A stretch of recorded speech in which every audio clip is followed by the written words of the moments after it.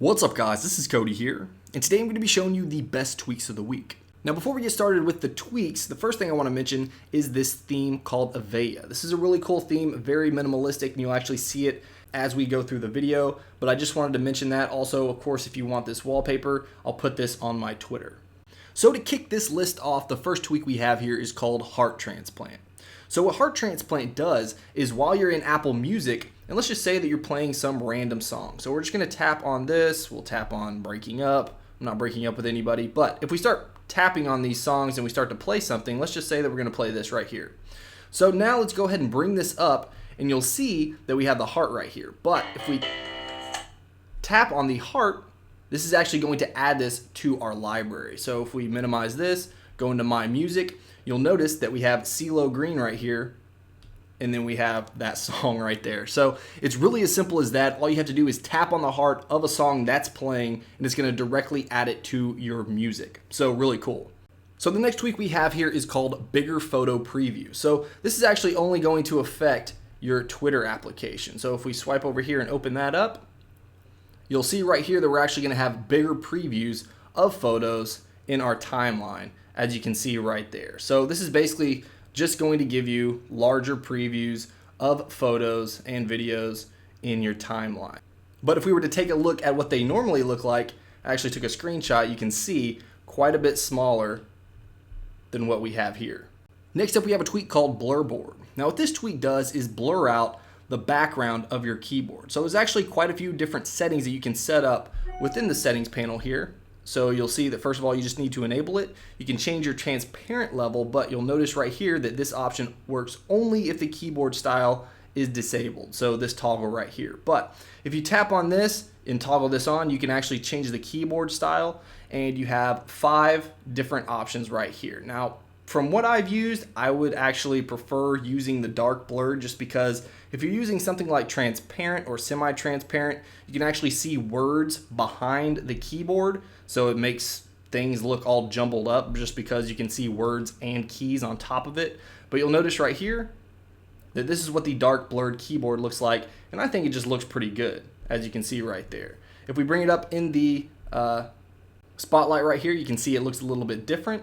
But let's just say that we were going to open up our notes here, and I'll show you what that looks like as well. So if you like this style, definitely check it out. Now the next tweak we have here is a tweak called Key Swipe. Now what this does is allow you to swipe up or down on the keyboard in order to switch your keyboard. So for instance, we're on our regular keyboard right here, but if I swipe up just like that, then we're going to get our emojis. Now if I swipe back down on the keyboard, then we're going to go back to our original keyboard. So it just depends on how many keyboards that you actually have installed and how many you swipe between. But one thing to keep in mind is if you have a swipe gestured keyboard, it's probably not going to work. So for instance, if we swipe up right here and we swipe up again, now we're on our NIN type keyboard. So if I swipe up, you can see that it's actually just going to record those as swipes on the keyboard. So that's just something to keep in mind if you download this tweak. Next, we have a pretty cool passcode tweak, and it's called Epicenter. So you'll see right here, if we go to our lock screen and swipe over, this right here is Epicenter. So obviously we have basically like a dial right here of all of the numbers, and you would just type in your passcode in order to obviously unlock your device. So for instance, if mine is 0000, we would tap the 0, and you'll notice that it actually goes down into this lock button. And if you enter the correct button, then it's actually going to increase the size of that lock.